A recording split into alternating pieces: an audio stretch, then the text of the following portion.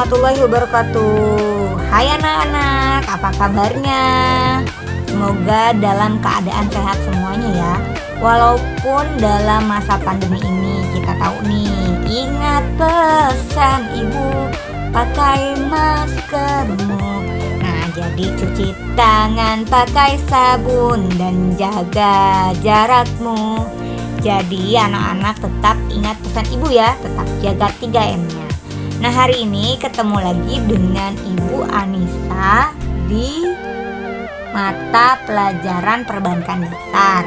Nah, hari ini itu Ibu akan bahas tentang jenis bank. Nah, jenis bank ini bisa dilihat di layar masing-masing. Jenis bank ini bisa dilihat ya, di dalam gambarnya ada Bank Indonesia, ada Citibank, ada Danamon, ada CIMB Niaga, ada BCA, ada Mandiri, ada BNI, Bank BRI, dan Bank BTN. Ayo anak-anak, kira-kira ada bank-bank apa lagi ya? Ada yang tahu? Oke, kita akan bahas. Nah, pertama Ibu akan membahas tentang Bank Sentral atau Bank Indonesia. Nah, kalau di Serang sendiri, Bank Indonesia ini sekarang terletak di Palima. Jadi kalian ingin tahu bagaimana Bank Indonesia yang ada perwakilannya di Banten, bisa mengunjungi ke Bank Indonesia yang ada di Palima. Oke, jadi Bank Indonesia ini yaitu badan usaha yang menghimpun dana dari masyarakat dalam bentuk simpanan dana. Nah, maksud dari simpanan dana ini adalah ketika ada nasabah atau orang yang nabung di dalam bank tersebut dan menyalurkan kepada masyarakat dalam bentuk kredit, dana, atau bentuk-bentuk lainnya dalam rangka meningkatkan taraf hidup rakyat banyak. Ini diatur dalam Undang-Undang Nomor 10 Tahun 98 tentang perbankan. Fungsi dari bank ini ada 4.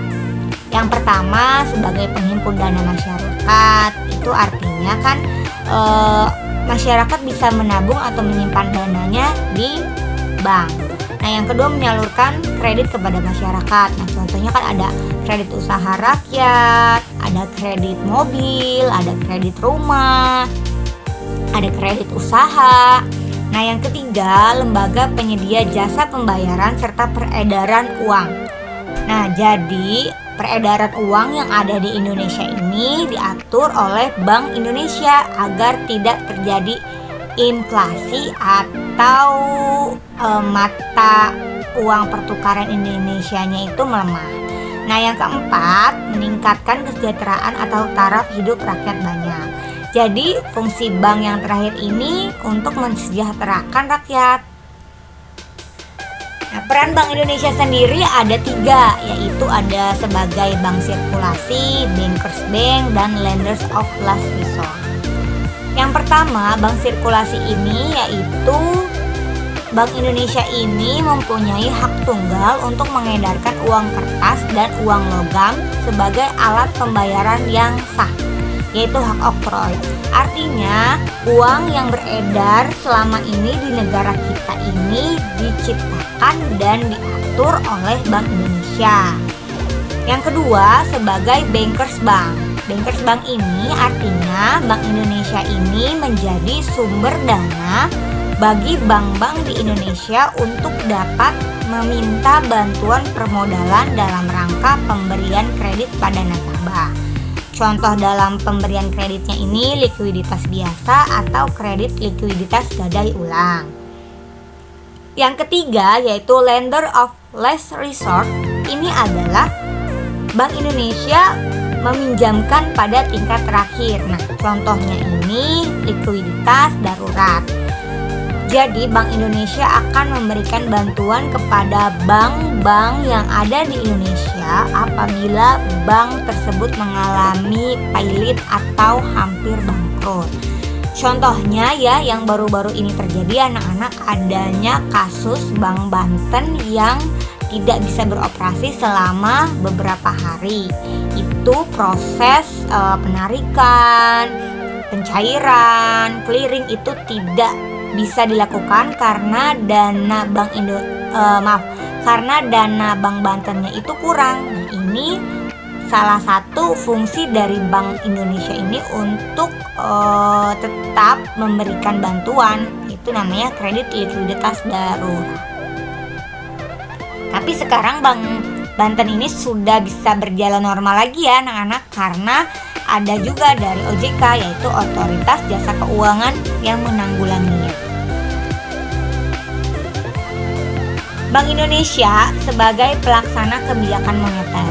Apa aja kebijakan moneternya? Nah, yang pertama, menetapkan sasaran moneter dengan memperhatikan sasaran laju inflasi. Yang kedua, pengendalian moneter. Nah, pengendalian moneter ini ada terbagi-bagi lagi menjadi 4. Yang pertama, operasi pasar terbuka atau OPT rupiah dan valuta asing. Yang kedua, penetapan tingkat diskonto. Yang ketiga, penetapan cadangan wajib minimum. Yang keempat adalah pengaturan kredit atau pembiayaan. Nah, yang fungsi ketiga dari kebijakan moneter ini melaksanakan kebijakan nilai tukar berdasarkan sistem nilai tukar yang telah ditetapkan. Dan yang keempat ini adalah mengelola cadangan devisa. Nah, cadangan devisa itu untuk sekilas kalian bisa mengetahui lagi adalah alat pembayaran untuk membayar hutang negara. Bank terbagi dalam kepemilikannya. Ada bank pemerintah. Nah, bank pemerintah ini adalah akte pendirian maupun modalnya dimiliki oleh pemerintah. Jadi keuntungannya pun dan kegiatannya pun ya punya hak pemerintah. Nah, contoh dari bank pemerintah nasional ini ada Bank Mandiri, ada Bank BNI 46, ada Bank BTN atau Bank Tabungan Negara, ada Bank BRI atau Bank Rakyat Indonesia. Dan contoh dari bank pemerintah daerah ini ada Banten punya ya, yaitu Bank Banten, Bank Jabar Banten. DKI pun punya, ada BPD DKI Jakarta. Jawa Tengah pun punya, adanya Bank Jawa Tengah. Jadi setiap daerah mempunyai bank daerah masing-masing. Yang kedua itu adanya bank swasta. Kalau bank swasta ini bank yang seluruh atau sebagian bank swasta ini adalah bank yang seluruh atau sebagian besar sahamnya dimiliki oleh swasta dan pembagian keuntungan semua milik swasta. Nah, contohnya ini ada Citibank, CIMB Niaga, BCA atau Bank Sentral Asia, dan Danamon. Kalian bisa menyebutkan bank-bank swasta lainnya? Bisa ya, komen di bawah video ini. Yang selanjutnya adalah bank milik koperasi. Bank milik koperasi ini saham-sahamnya dimiliki oleh perusahaan-perusahaan yang berbadan hukum koperasi, sehingga keuntungannya merupakan keuntungan bagi koperasi tersebut. Nah, contoh bank milik koperasi ini adalah Bank Umum Koperasi Indonesia. Nah, jadi bank milik koperasi ini benar-benar ada ya. Nah, selanjutnya adalah bank swasta milik asing. Bank swasta milik asing itu artinya bank dari negara luar punya perwakilan di Indonesia. Contohnya Deutsche Bank, American Express Bank, dan Bank of Tokyo. Nah, Bank of Tokyo ini adalah bank perwakilan negara Tokyo. Bank of Tokyo ini bank perwakilan negara Tokyo. American Express Bank ini bank Amerika. Nah, Deutsche Bank itu kalau nggak salah bank dari negara Italia. Bank campuran. Nah, bank campuran ini campuran antara pihak asing dan pihak swasta nasional. Kepemilikan sahamnya secara mayoritas dimiliki warga negara Indonesia. Nah, jadi ada campur tangan pihak luar, tapi lebih besar adalah dimiliki oleh warga negara Indonesia. Contohnya ada Sanwa Indonesian Bank, ada Interpacific Bank, ada Bank Sakura Swadharma, dan ada Sumitomo Niaga Bank. Bank berdasarkan penentuan harga. Anak bank berdasarkan penentuan harga ini kita bisa lihat di gambar ini ada bank BPR, ada bank umum atau bank konvensional, dan ada bank syariah. Nah, ketiga bank ini memiliki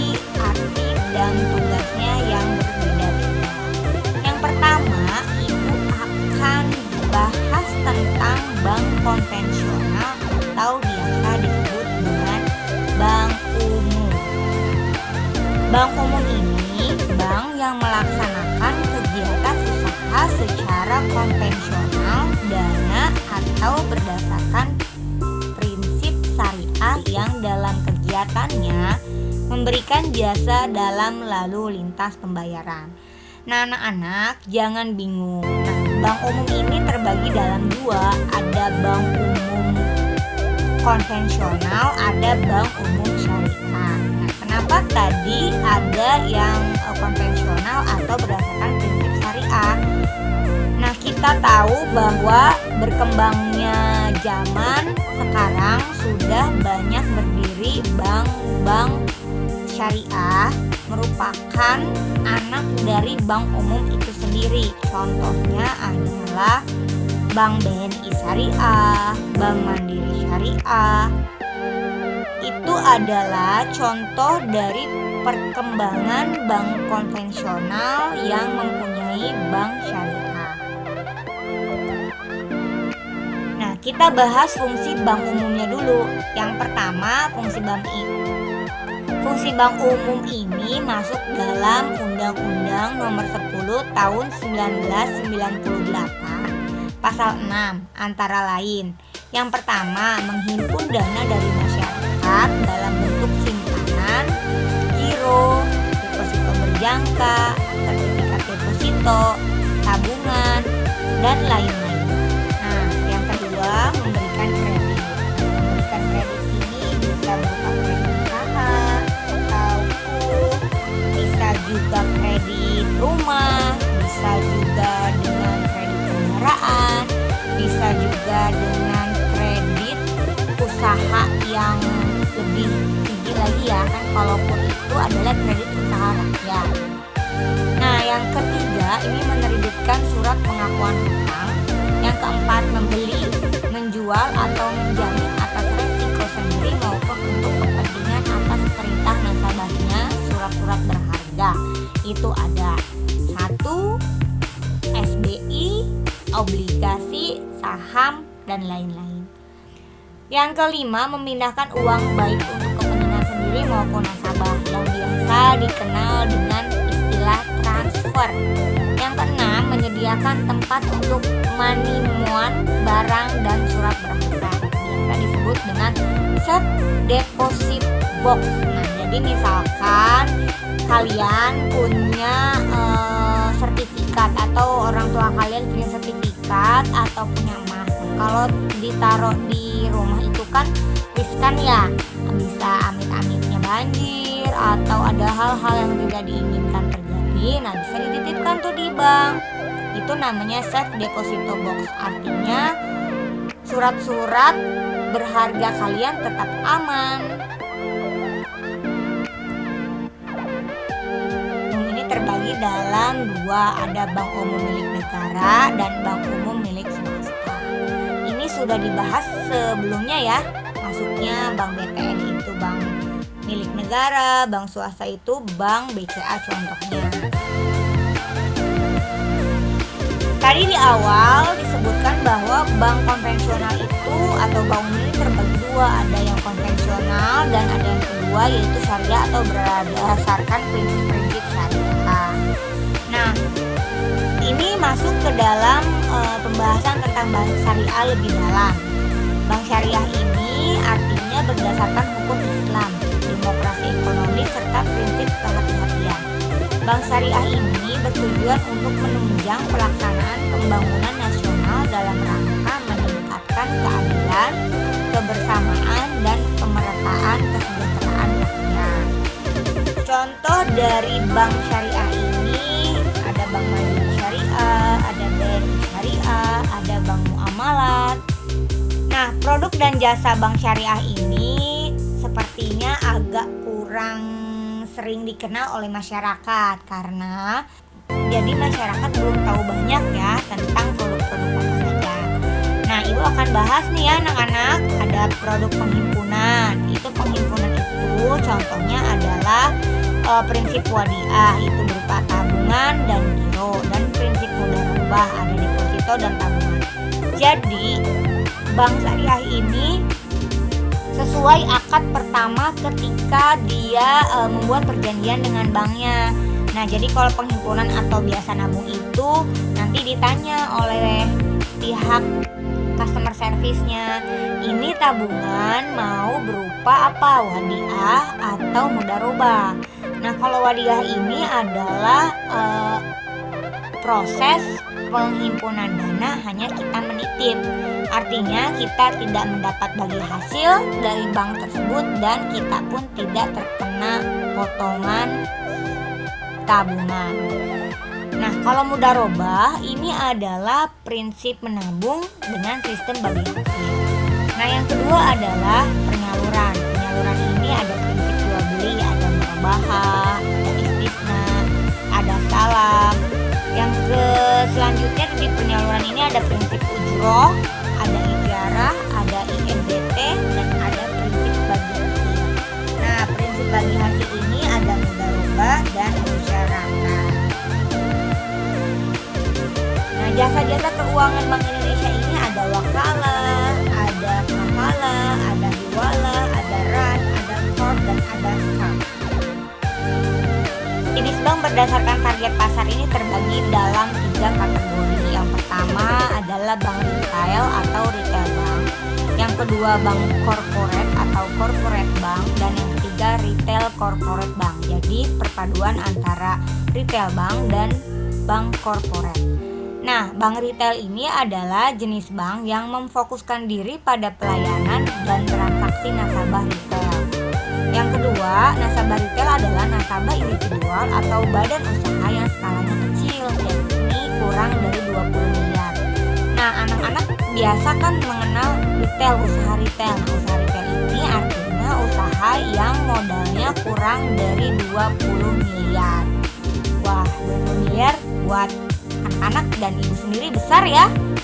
Yang kedua adalah corporate bank. Corporate bank ini bank yang melayani nasabah besar berupa suatu korporasi.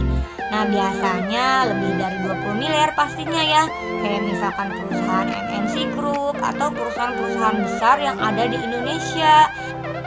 Anak-anak, wah terima kasih sekali sudah menyimak dan memperhatikan video tentang jenis-jenis bank yang tadi sudah Ibu jelaskan. Dari jenis-jenisnya, dari bank itu terbagi dalam apa, lalu contoh-contohnya, serta kejadian-kejadian yang ada di dalam dunia perbankan dalam waktu dekat ini. Makasih anak-anak, semoga ilmunya bermanfaat. Sampai ketemu lagi nanti di pelajaran selanjutnya. Assalamualaikum warahmatullahi wabarakatuh.